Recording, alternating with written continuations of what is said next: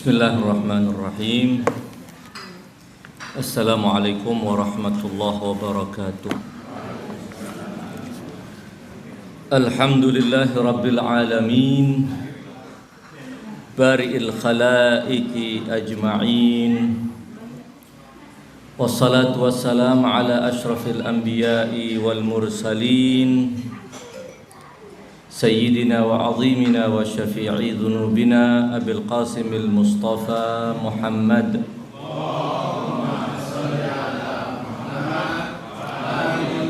wa ala ahli baitihi tayyibin at-tahirin, siyama baqiyatillahi fil aradin, arwahuna wa arwahul alamin liturabi maqdabihil fida' Al-Imam Al-Mahdi Al-Muntazir Ajjalallahu Farajahu Syarif wa ja'alana wa iyyakum min ansarih wadh-dhabina anhu wal mustashhadina baina yaday. Ikhwani wa akhwati al-mu'minin wal mu'minat, alhamdulillah, segala puji bagi Allah yang selalu mempertemukan kita dalam sebuah acara, sebuah rutinan yang insyaallah mendatangkan keridhaan Allah Subhanahu wa ta'ala, karena kita sedang duduk bersama berkonsentrasi untuk merenungkan ayat-ayat suci Al-Quran Al-Karim yang merupakan pedoman hidup buat kita. Setiap ayat, setiap butir dari firman Allah Subhanahu wa ta'ala adalah cahaya yang akan menerangi pikiran kita, menerangi hati kita, menerangi jalan kehidupan kita. Kita akan lanjutkan tadabbur kita pada ayat-ayat surat Ibrahim. Terakhir kita sampai ayat ke-27, dan kita akan lanjutkan kepada beberapa ayat 28 dan beberapa ayat setelahnya insyaallah. Pada ayat-ayat yang sebelumnya kita telah mencoba merenungkan bagaimana Allah Subhanahu wa ta'ala menjelaskan perumpamaan pohon yang thayyibah dan pohon yang khabitha, dan kaitannya dengan keimanan dan kekufuran, kaitannya dengan orang-orang yang beriman dan orang-orang yang ingkar dan kufur serta membangkang kepada Allah Subhanahu wa ta'ala.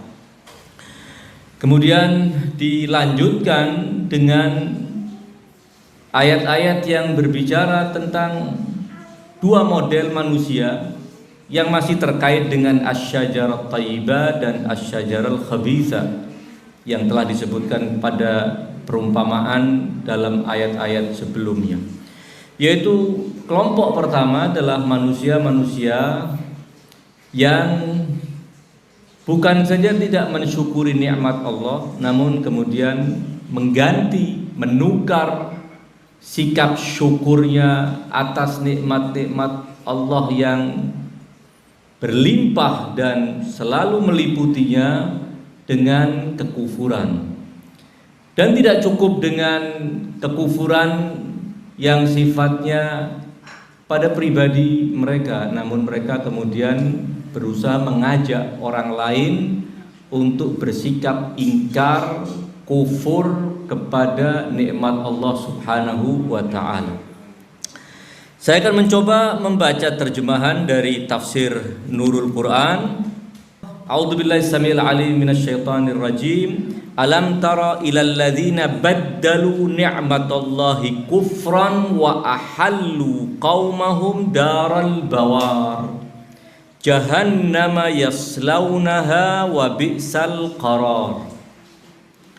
Alam tara, tidakkah kamu, walaupun khitab pembicaraan ini awalnya dialamatkan kepada baginda Rasulullah sallallahu alaihi wasallam, tidakkah engkau melihat, namun tentunya untuk semua kita, untuk semua umat manusia, agar kita memperhatikan dan melihat apa kesudahan orang-orang yang Allah sebutkan dalam ayat ini. Alam tara ilal ladzina baddalu ni'matallahi kufran. Tidakkah kamu memperhatikan orang-orang yang telah menukar nikmat Allah dengan kekafiran, dan mereka menempatkan dan menjerumuskan kaumnya ke rumah kebinasaan, daral bawar, jahannam yaslaunaha. Daral bawar, tempat kebinasaan itu adalah neraka jahanam yang yaslaunaha, yaitu neraka jahanam mereka akan masuk ke dalamnya, dan itulah seburuk-buruk tempat kediaman. Wa bi'sal qarar. Ini adalah terkait dengan sekelompok dari umat manusia yang lebih memilih sikap ingkar nikmat, kufur nikmat, tidak mensyukuri nikmat, ketimbang sikap mengakui bahwa nikmat itu datangnya dari Allah, dan kemudian mensyukuri dengan lisan dan mensyukuri dengan tindakan. Ada model manusia yang ketika mendapat nikmat dari Allah Subhanahu wa taala, mereka lebih memilih baddalu ni'matallahi kufron. Mereka menukar sikap syukur atas nikmat Allah dengan sikap kufur nikmat, ingkar nikmat. Nikmat yang Allah berikan kepada umat manusia secara umum dan kepada setiap individu dari manusia adalah nikmat yang tidak terhingga. Kita tidak bisa bertahan hidup tanpa nikmat dari Allah Subhanahu wa taala. Nikmat yang terkait dengan diri kita, nikmat yang terkait dengan lingkungan kita dan orang-orang yang di sekitar kita, alam yang di sekitar kita, semua ini adalah nikmat yang Allah berikan yang sedianya kita mensyukurinya. Mensyukurinya tidak semata dengan mengucapkan alhamdulillah. Itu syukur lafzi yang juga sangat baik dan diminta oleh agama.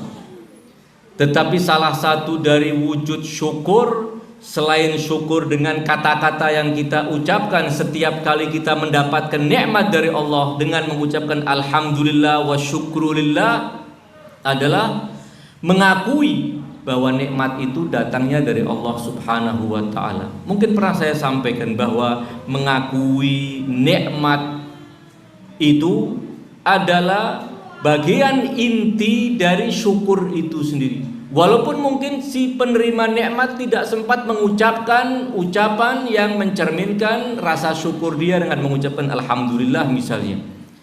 Namun ketika dia menyadari bahwa nikmat ini datangnya dari Allah Subhanahu wa taala, dan dia mendapat nikmat ini dari Allah semata karena kelemah lembutan Allah Subhanahu wa taala, pengakuan itu adalah bentuk syukur kita kepada Allah atas nikmatnya. Kemudian ada syukur yang tidak semata dengan ucapan, tidak juga semata dengan keyakinan bahwa nikmat ini datangnya dari Allah Subhanahu wa taala, namun juga kemudian berusaha menggunakan nikmat itu sesuai dengan yang dikehendaki oleh si pemberi nikmat. Nikmat apapun, nikmat kekayaan, nikmat kesehatan, nikmat umur, nikmat hidup di lingkungan dan dalam tengah-tengah komunitas yang alhamdulillah selalu mengingatkan kita kepada Allah Subhanahu wa taala, adalah sebuah nikmat. Nikmat punya teman-teman yang saleh yang selalu mengajak kepada kebaikan, nikmat hidup di tengah-tengah komunitas yang selalu mengingatkan kepada Allah Subhanahu wa taala dan saling mengingatkan adalah sebuah nikmat yang harus kita syukuri. Dan kemudian bagaimana kita melakukan tindakan untuk membuktikan syukur kita kepada Allah atas nikmat tersebut dengan merawat, dengan menjaga, dan hal-hal yang akan terus bisa melanggengkan nikmat tersebut. Inilah yang Allah Subhanahu wa taala sebutkan, alam tara ilal ladzina baddalu ni'matallahi kufran. Ada model orang yang justru ketika menerima limpahan karunia dari Allah, nikmat dari Allah, dia mengganti sikap syukurnya dengan sikap kufur. Wa ahallu qaumahum daral bawar, dan mereka menjerumuskan kaumnya kepada rumah kehancuran, kepada nasib yang akan membawa kepada kebinasaan. Yang kemudian Allah jelaskan, rumah kebinasaan, nasib buruk yang menghancurkan semua cita-cita indah kita untuk hidup bahagia abadi di akhirat adalah ketika kita salah pilih dalam bersyukur pada nikmat Allah, kita ganti dengan kekufuran. Jahannam yaslaunaha, neraka yang akan memanggang para penghuninya. Neraka yang pasti akan menjadi tempat tinggal yang seburuk-buruk tempat tinggal bagi mereka. Al-bawar adalah artinya kehancuran. Kauman buro, dalam salah satu ayat disebutkan ada kauman buro, ada kaum-kaum yang binasa, hancur mereka. Kesudahan mereka adalah kehancuran. Kesudahan mereka adalah kebinasaan, jauh dari nikmat, jauh dari anugerah Allah, jauh dari nikmat abadi Allah Subhanahu wa taala. Ayat ini sekali lagi terkait dengan para tokoh, para pemimpin, para tokoh dan para pemimpin. Karena kalau orang-orang biasa yang tidak punya potensi, tidak punya kekuatan untuk bisa mempengaruhi orang, dia tidak akan menyesatkan orang. Dia akan terhanyut dalam arus kesesatan yang dilakukan aksinya oleh orang-orang yang berpengaruh. Dia tidak akan menjadikan orang terjerumus kepada kebinasaan, tapi dia adalah termasuk korban dijerumuskan oleh pihak lain dalam kebinasaan. Jadi ayat ini sebenarnya berbicara tentang orang-orang yang punya kapasitas, punya kemampuan. Namun kapasitas dan kemampuan ini tidak digunakan untuk yang terbaik, tapi justru dipakai untuk menyesatkan orang. Karenanya wa ahallu qaumahum daral bawar. Mereka menjerumuskan kaumnya kepada kesudahan yang membinasakan mereka, kepada tempat tinggal yang akan menjadi kehancuran mereka.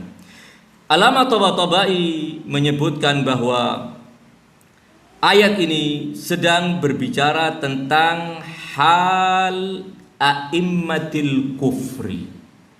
Ada orang-orang kafir, ada a'immatul kufur.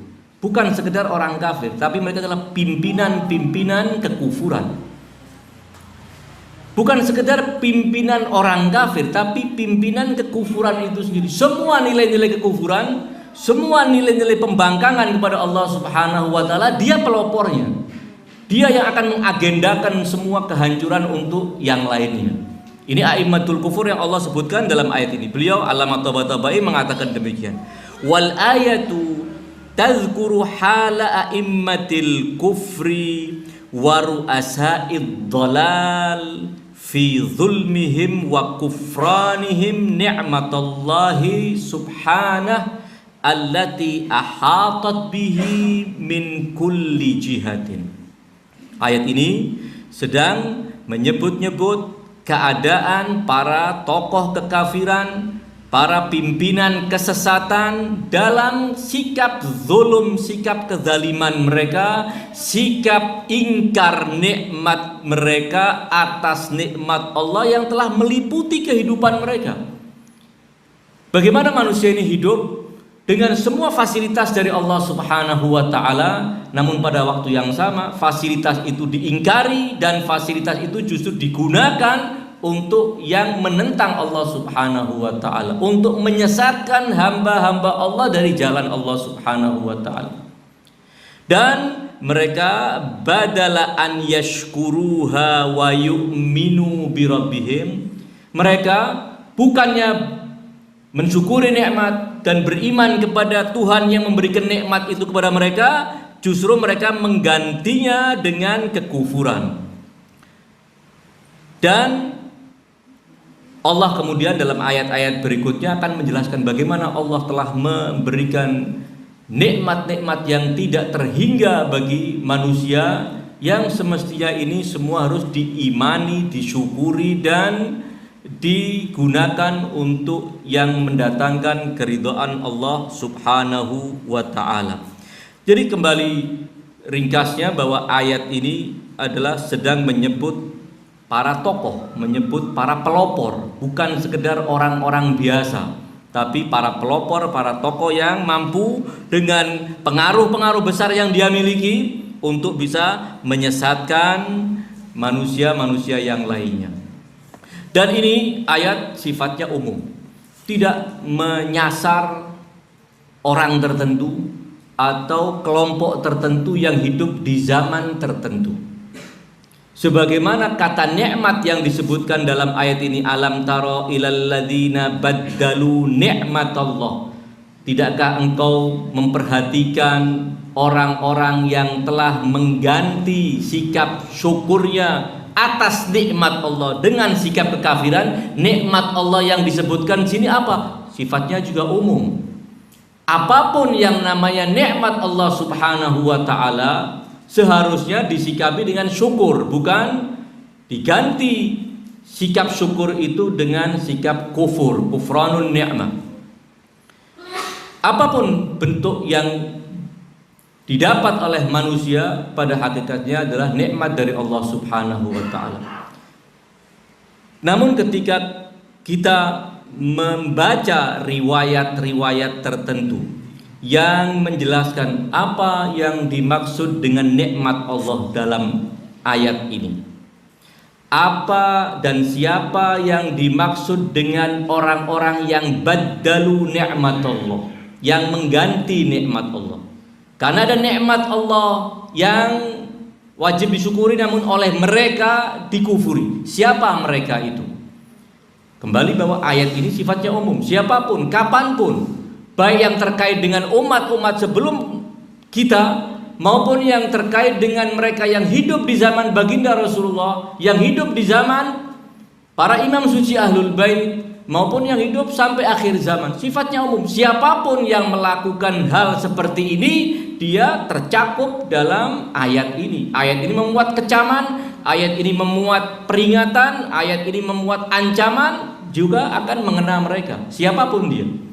Tetapi apa yang tadi saya katakan bahwa sebagian riwayat, dan ini akan saya bacakan beberapa riwayat yang juga disebutkan oleh Allamah Tabatabai dalam Tafsirul Mizan, dan para ulama yang lainnya juga menyebutkan bahwa ada penyebutan dengan menyebut satu contoh yang dimaksud dengan nikmat Allah adalah kehadiran Rasulullah Shallallahu Alaihi Wasallam sebagai utusan terakhir Allah untuk umat manusia. Mereka yang hidup di zaman baginda Rasulullah Shallallahu Alaihi Wasallam, yang keberadaan beliau, kenabian beliau, diutusnya beliau di tengah-tengah mereka, membawa ajaran yang akan menyelamatkan mereka adalah sebuah nikmat terbesar. Mestinya mereka harus syukuri nikmat ini. Namun kenyataannya mereka ingkari, mereka tentang, mereka perangi. Berarti adalah sikap mengganti syukur dengan kufur atas nikmat Allah. Lalu siapa mereka? Ya orang-orang yang hidup di zaman baginda Rasulullah Shallallahu Alaihi Wasallam yang mengkufuri nikmat Allah berupa kenabian beliau. Seakan ayat ini kemudian maksudnya adalah hanya mereka. Kita menemukan juga riwayat tertentu menyebutkan bahwa yang dimaksud dengan nikmat Allah adalah keberadaan Ahlul Bait. Dari Ali bin Abi Thalib hingga Al-Imam Al-Mahdi ajalallahu farajahu syarif, yang satu demi satu hidup di tengah-tengah umat manusia, yang sewajibnya umat manusia bersyukur atas kehadiran manusia-manusia suci yang Allah tunjuk untuk menjadi pembimbing mereka. Namun kenyataannya mereka ingkari, mereka kufuri, mereka perangi. Bahkan hanya sedikit dari umat Islam yang benar-benar mau berbaris di bawah bimbingan dan arahan para imam suci Ahlul Bait. Berarti nikmat yang dimaksudkan adalah ahlul bait. Mereka yang baddalu ni'matallahi kufran adalah siapapun mereka yang menentang keberadaan para imam, tidak hanya tidak mengakui kepemimpinan mereka, namun mengucilkan mereka, memerangi ajaran mereka. Tercakup juga dalam ayat ini. Riwayat-riwayat akan kita temukan seperti itu.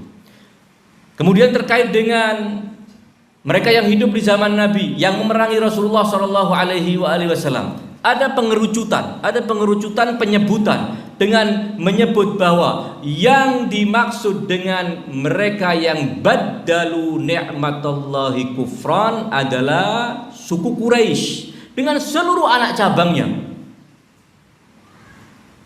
Sebagian riwayat menyebutkan lebih mengkerucut lagi, menyebutkan bahwa yang dimaksud dengan mereka yang telah menukar sikap syukur atas nikmat Allah dengan kekufuran dan penentangan adalah al-afjarani min Quraisy.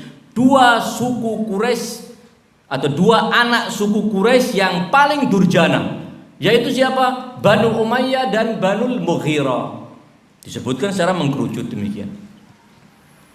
Mereka adalah orang-orang yang menentang nikmat Allah Subhanahu wa taala. Bagaimana kita menyikapi riwayat-riwayat yang seperti itu?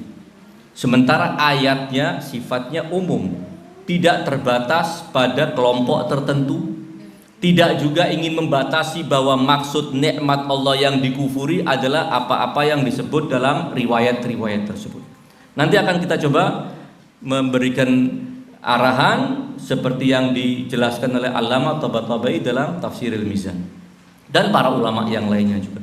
Saya akan bacakan terlebih dahulu riwayat yang menyebutkan ini. Pertama adalah riwayat, saya bacakan dari kitab Tafsir Kanzul Daqaiq. Tafsir Kanzul Daqaiq tulisan Al-Alim Al-Arif Mirza Muhammad Al-Mashhadi, salah satu di antara ulama Syiah yang wafat tahun 1125 Hijrah. Riwayat beliau kutip dari kitab Raudatul Kafi tulisan Thiqatul Islam Al-Kulaini rahmatullah alaih.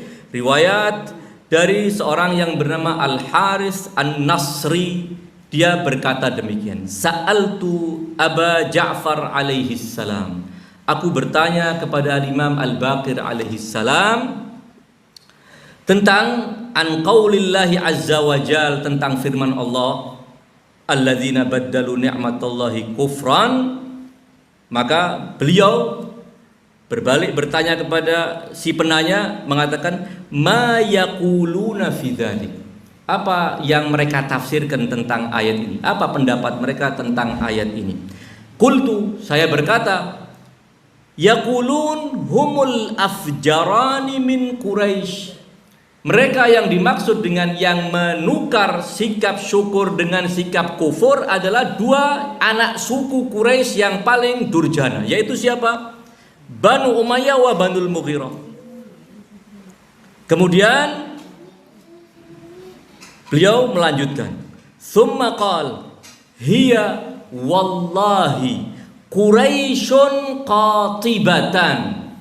Yang dimaksud dengan mereka ini adalah seluruh Quraisy, tidak cuma dua suku itu saja, seluruh Quraisy. Karena mereka telah bersepakat, bersekongkol, kecuali oknum-oknum dari masing-masing suku beriman kepada baginda Rasulullah Shallallahu Alaihi Wasallam. Namun gerbong besar dari masing-masing suku menentang Rasulullah Shallallahu Alaihi Wasallam. Tidak diragukan bahwa dari setiap anak suku ada anggota-anggota dari mereka yang beriman kepada Rasulullah Shallallahu Alaihi Wasallam. Namun mereka adalah hanya oknum, orang-orang terbatas.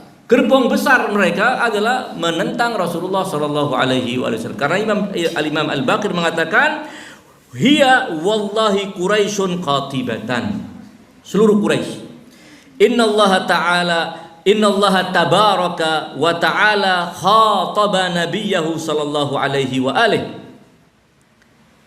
Allah Subhanahu wa taala berfirman kepada nabinya, inni faddaltu Quraisyan 'alal Arab wa atmamtu alaihim ni'mati wa ba'astu ilaihim rasulan fabaddalu ni'mati kufran wa ahallu qaumahum daral bawar.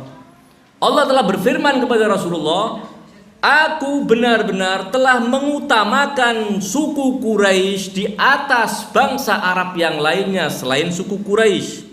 Wa atmamtu alaihim ni'mati, aku telah sempurnakan untuk mereka nikmatku.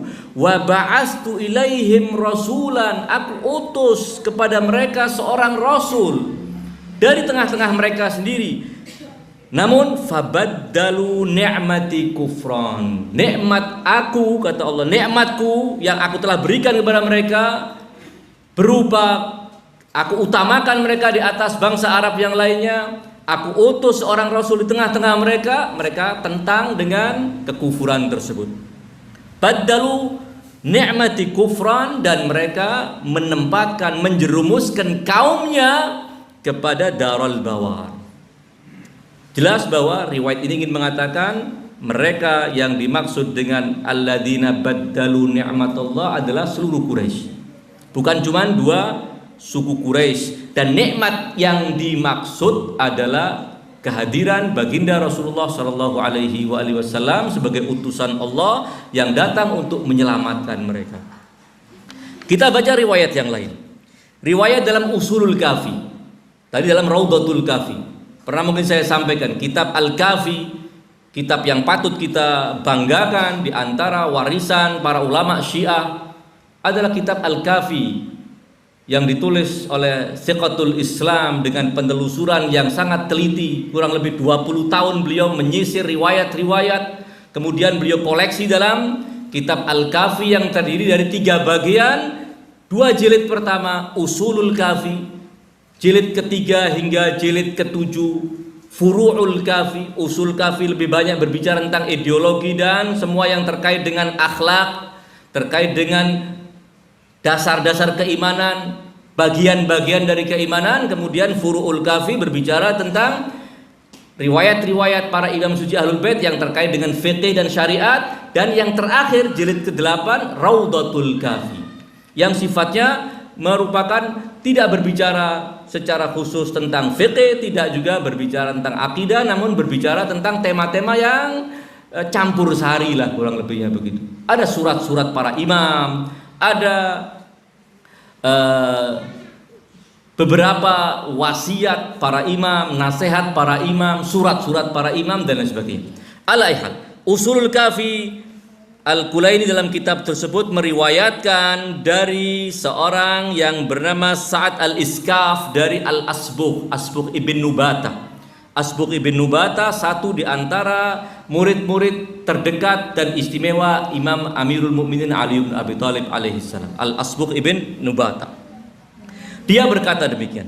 Qala Amirul Mukminin Ali bin Abi Thalib, Amirul Mukminin alaihissalam berkata, ma balu aqwamin, apa dan kenapa ada kaum-kaum yang ghayyaru sunnata Rasulillah sallallahu alaihi wasallam, yang secara sengaja telah merubah-rubah ajaran Rasulullah sallallahu alaihi wasallam. Sunnah di sini bukan artinya yang lawan wajib, ya, tapi sunnah artinya ajaran Rasulullah sallallahu alaihi wasallam. Seperti dalam hadis yang sering kita dengar dalam acara-acara pernikahan bahwa an-nikahu sunnati faman raghiba an sunnati falaisa minni. Jangan dimaknai nikah hukumnya sunnah, tidak. Terkadang haram hukumnya nikah, terkadang haram, terkadang wajib, ya. Lihat kondisi dan suasana yang akan menentukan status itu. Tapi yang ingin saya katakan bahwa sunnah di situ maksudnya adalah ajaran. Faman raghiba an sunnati, barang siapa yang tidak suka dengan ajaranku falaisa minni, maka dia bukan bagian dari aku, kata Rasulullah. Ma balu aqwamin ghayyaru sunnata Rasulillah. Kenapa ada kaum-kaum yang secara sengaja merubah-rubah ajaranku, kata Rasulullah sallallahu alaihi wasallam, wa adalu an wasiyihi, dan mereka berpaling dari wasinya Rasulullah sallallahu alaihi wasallam, la yatakhawwafuna an yanzila bihimul adzab. Mereka kenapa tidak takut setelah melakukan perusakan dan perubahan terhadap ajaran Rasulullah, berpaling dari wasinya Rasulullah? Kenapa mereka tidak takut bahwa siksa Allah akan turun atas mereka? Setelah itu Imam Ali mengatakan demikian. Tsumma tala, kata Asbugh, kemudian Imam Ali membaca ayat ini. Tsumma tala hadhil ayata. Kemudian Amirul Mukminin membaca ayat ini.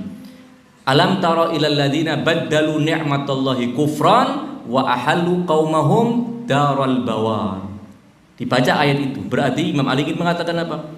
Mereka yang mengganti sikap syukur atas nikmat dengan sikap kufur adalah mereka yang mengganti dan merusak ajaran Rasulullah dan menyingkirkan dan berpaling dari wasi Rasulullah sallallahu alaihi wasallam.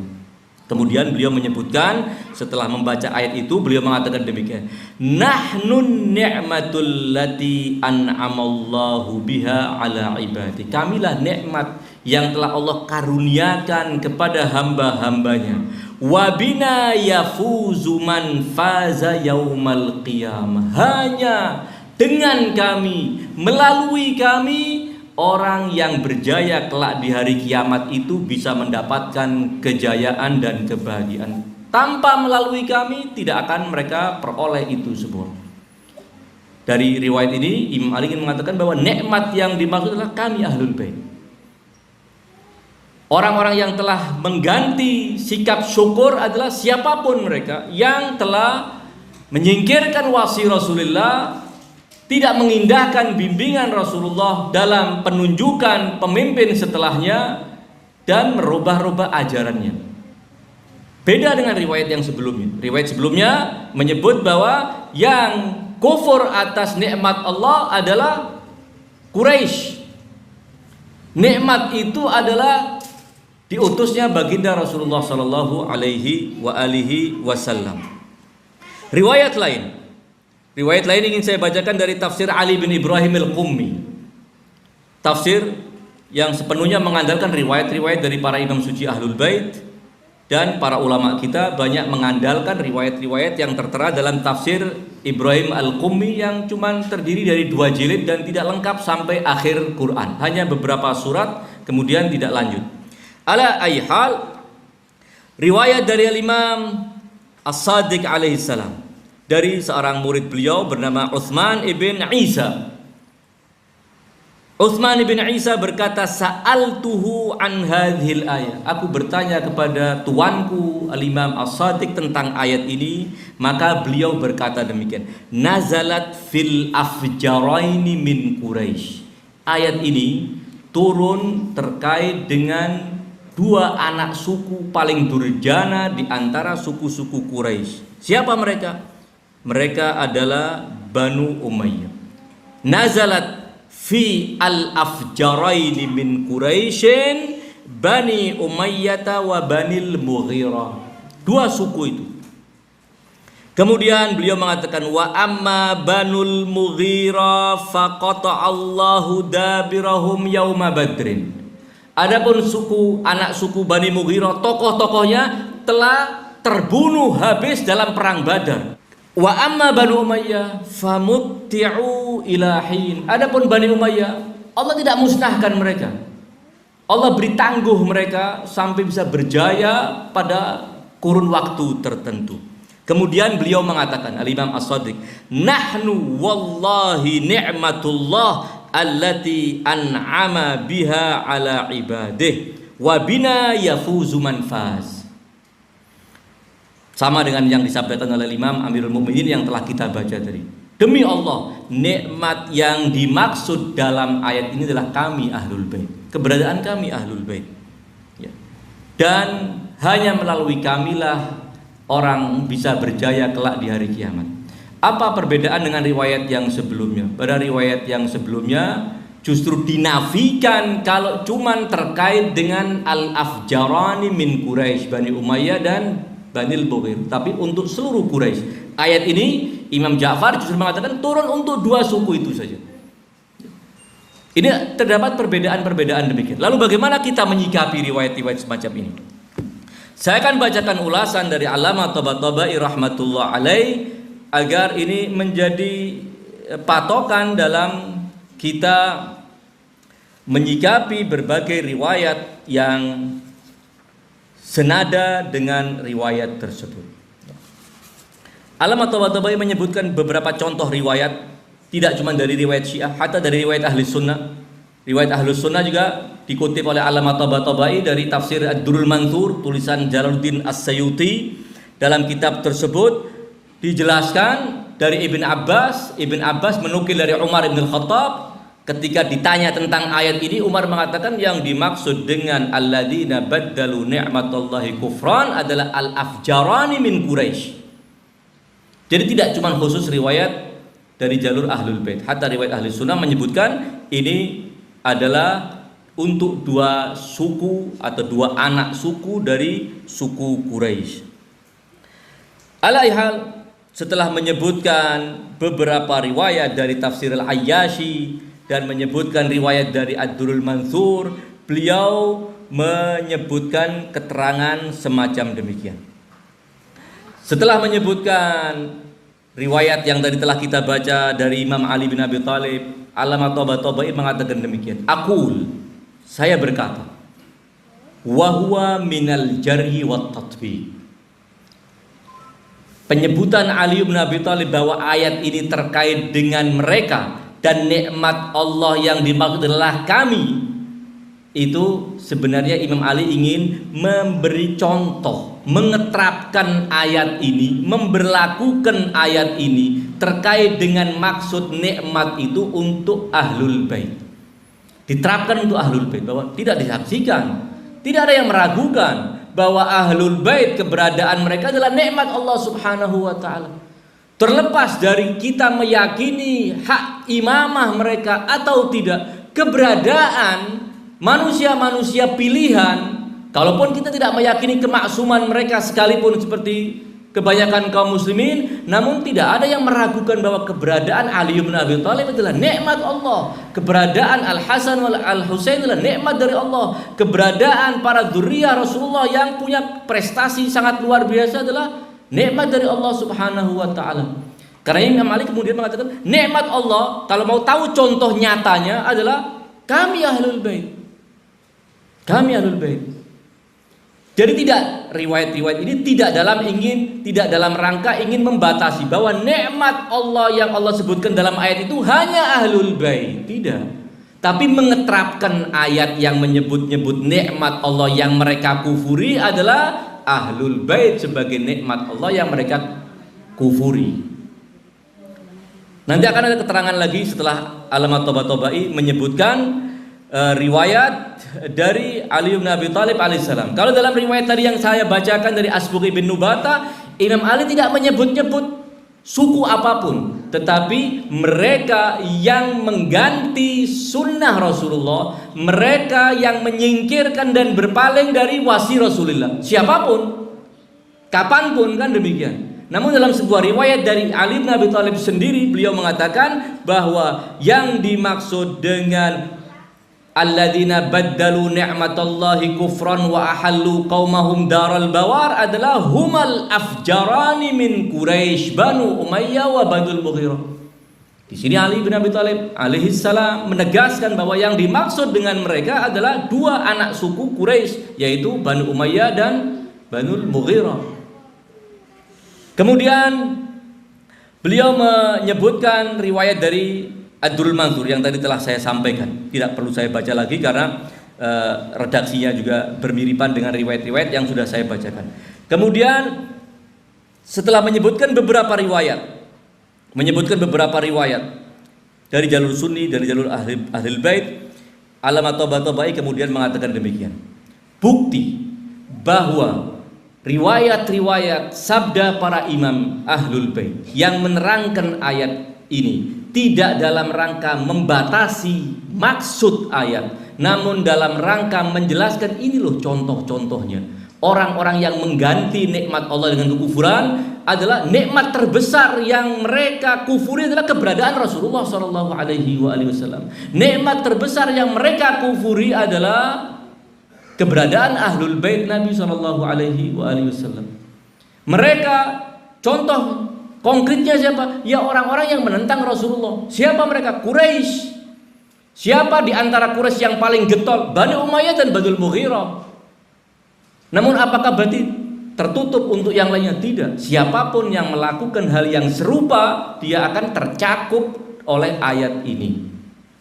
Karena Allamah Tabatabai mengatakan, dari mana kita bisa memastikan bahwa sabda-sabda para imam itu tidak dalam rangka membatasi mafhum, membatasi maksud ayat, tetapi ingin menjelaskan atau mengeterapkan ayat ini untuk kondisi-kondisi tertentu, untuk pihak-pihak tertentu. Namun kenapa kemudian itu dipilih? Ada pertimbangan-pertimbangan tertentu. Kenapa disebutkan secara khusus Quraisy? Kenapa kemudian dikerucutkan lagi menjadi al-afjarani min Quraisy? Kenapa ketika menyebutkan nikmat Allah tidak menyebutkan nikmat-nikmat lainnya selain keberadaan baginda Rasulullah? Kenapa tidak menyebutkan nikmat lain selain keberadaan para imam suci ahlul bait? Tentu ada pertimbangan-pertimbangan tertentu yang nanti akan coba kita analisa dan kita singgung. Namun sekali lagi ini tidak dalam rangka membatasi. Apa yang saya katakan, apa yang saya jelaskan sekarang ini sudah beberapa kali saya jelaskan dalam pertemuan yang mulia ini, bahwa menyikapi riwayat-riwayat tafsir dari jalur ahlul bait yang seringkali terkesan membatasi maksud ayat-ayat tertentu hanya untuk ahlul bait. Satu contoh, tidak demikian maksudnya. Tapi maksudnya, kalau mau tahu contoh paling nyata, yang paling sempurna, ya mereka ini. Ketika Allah berbicara dalam beberapa ayat yang berbicara tentang nikmat Allah, fa amma bi ni'mati rabbika fahaddits, dan nikmat-nikmat yang lainnya. Setiap kalimat nikmat, kita mungkin menemukan riwayat-riwayat dari ahlul bait mengatakan kami nikmat. Kami adalah nikmat. Itu sekali lagi tidak ingin mengatakan bahwa yang lainnya bukan nikmat.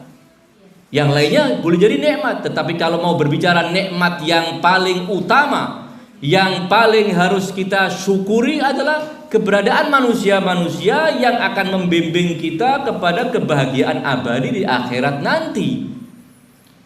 Di hadapan nikmat yang seperti ini agungnya, seakan nikmat-nikmat lain tidak perlu disandingkan dalam paparannya, tidak perlu disandingkan. Betapapun besar nikmat-nikmat yang kita dapat, nikmat kesehatan, suatu nikmat yang sangat luar biasa. Nikmat kita diberi keamanan dalam kehidupan bernegara, nikmat yang sangat besar. Dan nikmat-nikmat yang lain yang Allah telah berikan. Apa arti nikmat-nikmat itu semua andai kita kehilangan nikmat yang satu yang namanya keberadaan Rasulullah SAW yang kita imani, keberadaan ahlul bait yang kita imani? Akan tidak ada artinya semua. Semua nikmat itu hanya akan berakhir dengan berakhirnya kehidupan kita di dunia itu. Setelahnya wal'iyadzubillah mungkin akan mendapatkan siksa abadi. Lalu apa arti nikmat yang sesaat harus disanding-sandingkan dengan nikmat yang super agung tersebut? Jadi pertimbangannya diantaranya adalah hal demikian. Kembali bahwa Allamah Tabatabai kemudian mengatakan demikian. Beliau mengatakan waqtilafut tatbiq fi kalamihi alaihi salam minasyahidi ala annahu min babi bayanil intibaqil ayati la min qabili sababin nuzul. Perbedaan pengeterapan ayat ini dalam sabda Ali bin Abi Thalib Amirul Mukminin saja itu sudah cukup menjadi bukti, apalagi dengan menyandingkan riwayat-riwayat dari para imam suci yang lainnya yang mengeterapkan ayat ini untuk pengeterapan-pengeterapan yang berbeda-beda. Kata Allamah Tabatabai, ini merupakan syahid, merupakan bukti, petunjuk bahwa sabda-sabda para imam ini dalam rangka menjelaskan pengeterapan ayat ini untuk mereka, tidak dalam rangka menyebutkan sababun nuzul. Sababun nuzul itu apa? Sababun nuzul itu adalah peristiwa tertentu yang terjadi di zaman Nabi, kemudian Allah merespon peristiwa itu dengan menurunkan ayat-ayat Al-Quran yang berbicara tentangnya. Itu asbabun nuzul. Ini tidak dalam rangka asbabun nuzul, tapi dalam rangka menjelaskan. Sekali lagi, dalam rangka menjelaskan. Kaidah al-jaryu wa tatbiq ini telah dipaparkan secara ringkas namun padat oleh Allamah Tabatabai dalam Muqaddimah Tafsirul Mizan, dan beliau konsisten pada semua keterangan beliau sepanjang 20 jilid ini. Beliau akan terapkan kaidah itu karena ini kaidah penting agar kita tidak terjebak dalam kesimpulan-kesimpulan prematur tentang ayat-ayat tertentu, kesimpulan-kesimpulan yang kemudian mengerdilkan arti ayat itu sendiri atau membatasi arti ayat itu sendiri. Di antara ayat Allah Subhanahu wa taala ketika menyebut-nyebut kata nikmat di ayat-ayat manapun selalu dikaitkan dengan Ahlul Bait, itu juga dalam rangka sekali lagi pengeterapan terhadap apa yang semestinya kita ketahui tentang person yang dimaksud oleh ayat ini, yang bisa tercakup dalam maksud ayat ini tanpa ada niatan sekali lagi untuk membatasinya. Jadi siapapun alaihat, insya Allah dalam kesempatan-kesempatan lain kita akan mencoba terus memperjelas kaidah ini dengan menyebutkan berbagai macam contoh. Seringkali orang kemudian mengatakan bahwa ayat ini sedang berbicara tentang kelompok itu, seakan tidak untuk kelompok yang lainnya. Padahal tidak. Ayat ini sifatnya umum. Kemudian ketika ada kelompok yang menyandang sifat-sifat seperti yang tertera dalam ayat ini, diterapkanlah ayat itu untuk kasus tersebut, ya, tanpa membatasi keluasan cakupan yang bisa dicakup oleh ayat tersebut kapanpun dan siapapun. Alaihat, kita akan mencoba melanjutkan keterangan dan renungan kita terkait dengan ayat-ayat pada surat Ibrahim yang sedang kita tadabbur pada siang hari ini.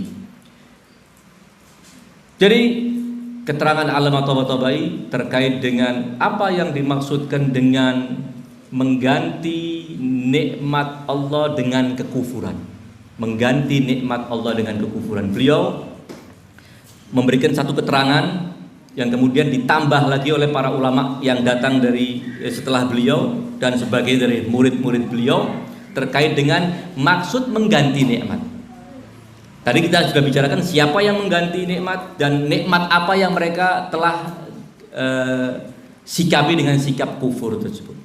Allamah Tabatabai mengatakan demikian, seakan ayat itu ingin mengatakan demikian. Alam tara ilal ladina baddalu syukra ni'matillahi kufron. Seakan-akan ada kalimat syukur di situ. Tidakkah engkau memperhatikan orang-orang yang mengganti sikap syukur atas nikmat dengan kekufuran? Namun kalimat sikap syukur itu tidak ada dalam ayat ini. Sengaja tidak disebutkan, tapi bisa difahami bahwa mengganti nikmat dengan kekufuran itu maksudnya apa? Mengganti sikap syukur dengan sikap kufur kepada nikmat. Mengganti sikap syukur dengan sikap kufur. Nikmat harus disyukuri namun justru dikufuri.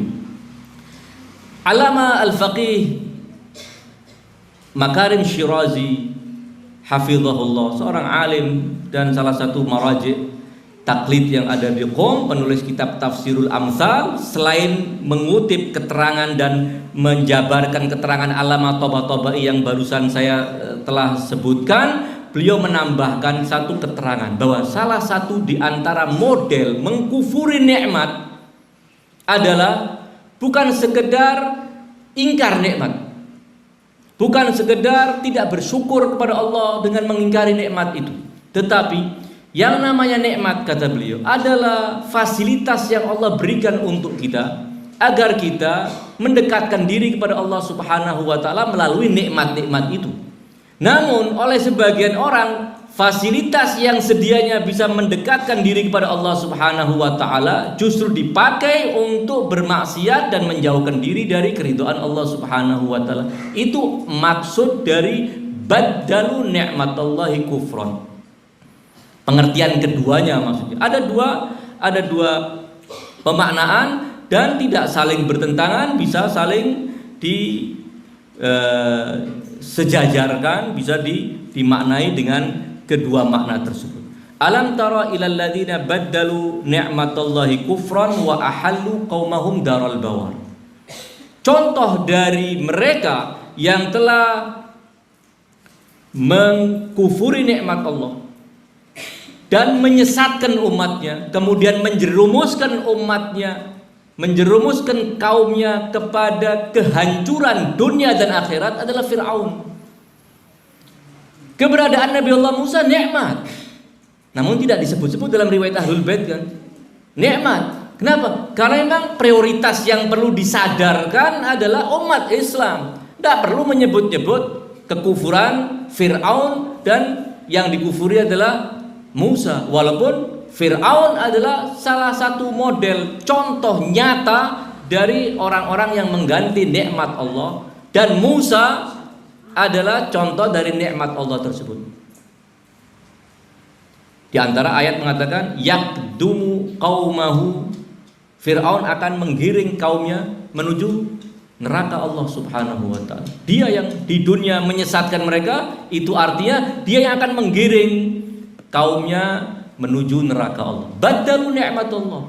Siapa yang bisa menyesatkan satu komunitas besar, masyarakat disesatkan kemudian dijerumuskan ke dalam kesengsaraan abadi, kalau bukan orang yang punya kekuasaan seperti Fir'aun. Nikmat kekuasaan adalah sebuah nikmat, namun kemudian diingkari oleh Fir'aun nikmat tersebut. Kehadiran seorang nabi yang membimbing umat manusia ke jalan Allah nikmat, namun juga diingkari dan bahkan diperangi. Tidak sedikit di antara mereka yang kemudian mendukung Fir'aun dan mati tenggelam bersama Fir'aun, binasa di dunia dan akan binasa di akhirat. Ini salah satu contoh. Jadi sekali lagi ayat ini akan berlaku sepanjang masa, tidak hanya setelah ayat ini turun hingga hari kiamat, namun sebelum ayat ini turun sampai manusia pertama kalau melakukan kekufuran atas nikmat Allah, dia tercakup dalam ayat ini. Siapapun, tidak sedikit tokoh-tokoh yang kemudian menyesatkan umatnya, menghancurkan negerinya hanya karena ambisi dia, ambisi politik, ambisi kekuasaan. Dia akan siap melakukan apapun demi kelanggengan kekuasaannya. Dihancurkan semua nilai-nilai mulia yang ada di masyarakatnya agar menjadi masyarakat yang lumer dan kemudian bisa mendukung semua kesesatannya. Siapapun dia, di abad 20, di abad 21, kapanpun kalau dia melakukan hal yang sama, dia termasuk yang dimaksud dengan atau yang tercakup dalam ayat ini. Apa darul bawar tersebut? Jahannam yaslaunaha wa bi'sal qarar. Neraka jahanam tempat mereka. Dan neraka itu adalah seburuk-buruk tempat tinggal. Seburuk-buruk tempat tinggal adalah neraka. Kemudian Allah lanjutkan dengan menjelaskan model kufur kepada nikmat Allah itu seperti apa. Salah satunya yang ini sangat mendasar adalah yang Allah sebutkan dalam ayat lanjutannya. Wa ja'alu lillahi andadan liyudillu an sabilih.